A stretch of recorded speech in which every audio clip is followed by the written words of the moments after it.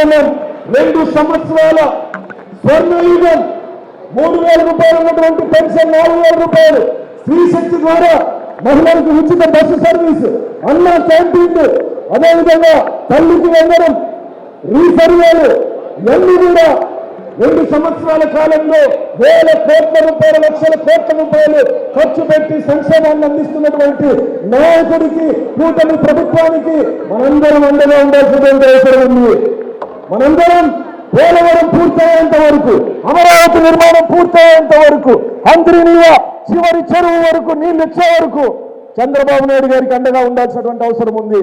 గత 5 సంవత్సరాల దుర్మార్గమైనటువంటి జగన్మోహన్ రెడ్డి పరిపాలనని మీరందరూ గుర్తుపెట్టుకోవాలి. ఎప్పటికీ చీకటి రోజుల్ని, నిరంకుశత్వ పాలనని మనందరం గుర్తుపెట్టుకోవాలి.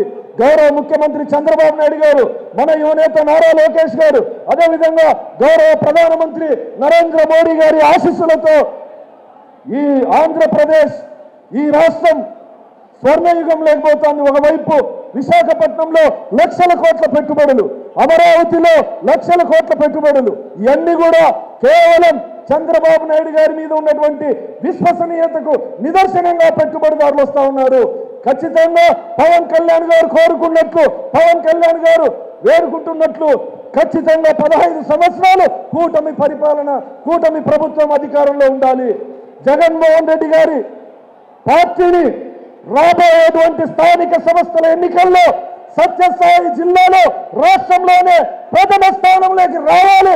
సర్పంచ్, ఎంపీటీసీ, జడ్పీటీసీల్లో ఖచ్చితంగా సత్యసాయి జిల్లాలో ఉన్నటువంటి అన్ని పంచాయతీల్ని గౌరవ శాసనసభ్యులు, మంత్రులు, కూటమి నాయకుల ఆధ్వర్యంలో మీ అందరి సహాయ సహకారాలతో, ఖచ్చితంగా మీ ఆశీర్వాదంతో ఖచ్చితంగా ఇది సాధ్యం చేయాలని మీ అందరికీ విజ్ఞప్తి చేస్తూ